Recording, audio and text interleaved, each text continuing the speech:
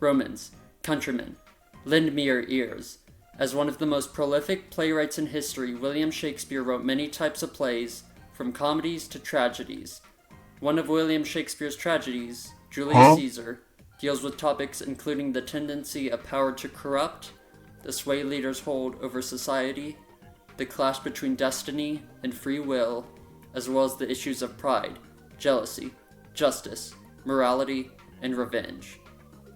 These are topics often brought up even in modern life, just as prevalent as they were 2,000 years ago when Caesar was assassinated on the Ides of March. Shakespeare, born in 1564 in Stratford-upon-Avon, lived in a period of history when kings maintained the rule through an idea called divine right, that it was the destiny of the people to be ruled by kings. However, much like in Rome in 44 BC, this rule was challenged, as in 1605, only 6 years after the publication of Julius Caesar, the King of England was nearly assassinated by a group of conspirators.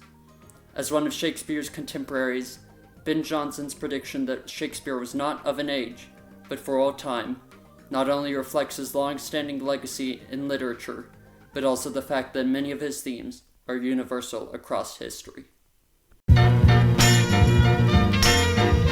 Hello everybody, my name is Zarian Tarego, and I am here to go into further depth of the story of Julius Caesar by Shakespeare. Now, as Devin mentioned before, the story begins in the beautiful city of Rome, 44 BC, where a group of conspirators are planning an attack against the famous and well-known Julius Caesar, a great warrior. The conspirators planning the attack gather more recruits, including Brutus, who is one of Caesar's closest companions and best friends. Although they have an expressed reasoning of wanting to remove Caesar from the empire, it seems like most of them are driven by jealousy, greed, and power. The conspirators then convince Caesar that he is to become the king of Rome, where they eventually literally lead him to his murder. Talk about getting jumped. Afterwards, a man by the name of Mark Antony and Caesar's adopted son Octavius rally the people of Rome against the conspirators, causing them to flee the city and forcing them to prepare for battle. The two sides then prepare to fight at Philippi, where Brutus starts to feel a little silly and see hallucinations of Caesar's ghosts the night before the battle. Talk about delusional.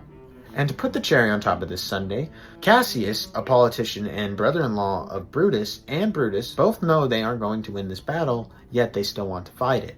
It's like getting into an argument with your parents. You're not going to win.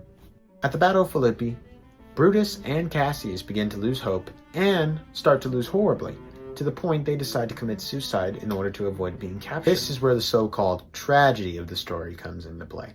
Literally. Get it? Literally, like I said, play, and this is a play.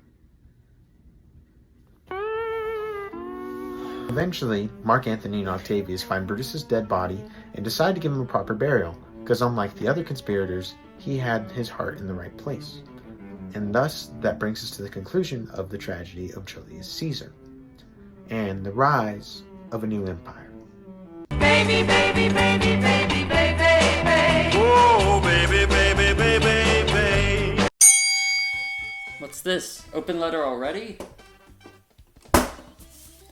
Today's open letter is to justice. It is often said that justice is blind, often in reference to the ideal state of justice, which avoids discriminating against or being partial to individuals, and only acts based on the objective facts of a situation. The distinction between the court of law and the act of vigilantism is clear in the execution, yet they are both motivated by ideals of justice. This does not excuse vigilantism, as it takes the impartiality out of ideal justice and instead is driven by emotion and personal beliefs. Therefore, rather than murdering your annoying neighbor, you should take them up in court next time. Brutus. Best wishes.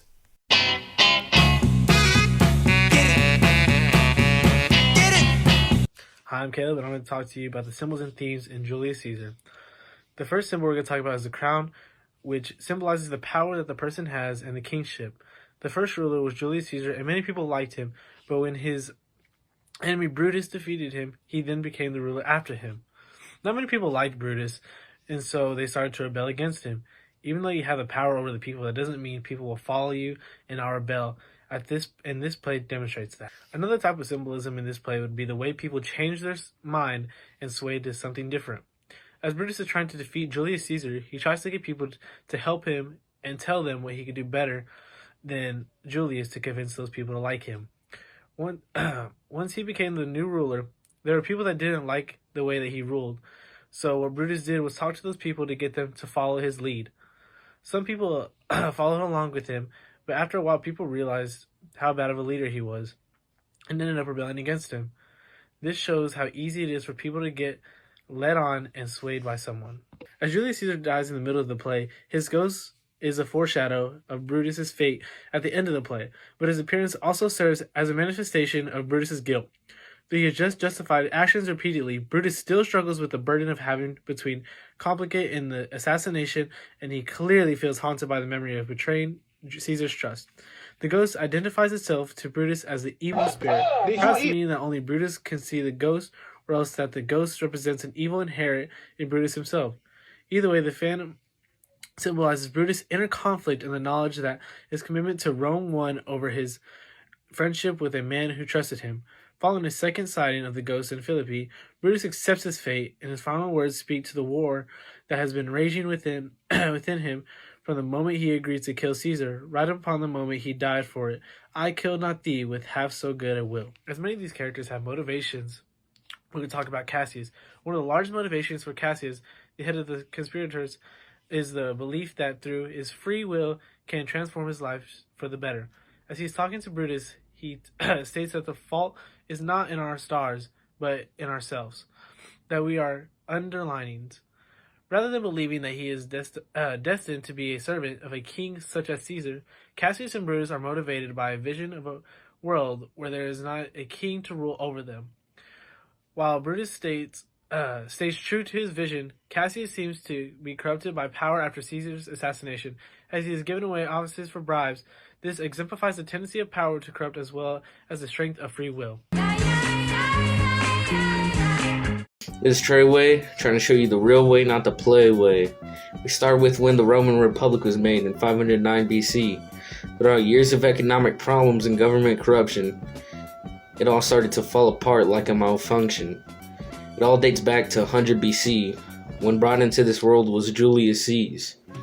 Skip a few years and he starts turning gears. He becomes a governor of Spain, a province of Rome, climbing the political ladder until Gaul becomes his home. Then when he had new allies who were supposed to keep each other alive. But Crassus died and Pompey lied, getting the Senate on his side. This started a civil war, but it ended when Pompey had his head no more. Caesar, the last man standing, was then the entire Roman Republic commanding. Built up Rome and its governance. He went too far and his repentance was too late. He was murdered by his fellow members of state.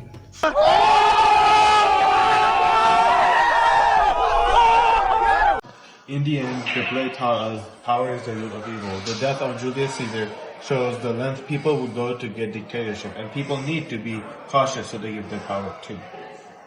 The tragedy that we saw symbolizes betrayal, political instability, greed, and many more. Shakespeare's themes and lessons from the play are eternal, as the lessons are relevant even after centuries and being in different societies. Themes such as greed, power, and politics are still relevant today. It is extremely interesting how a story from years ago can still be relevant and have a strong resemblance in modern societies. I will leave you with that thought. Thank you for watching.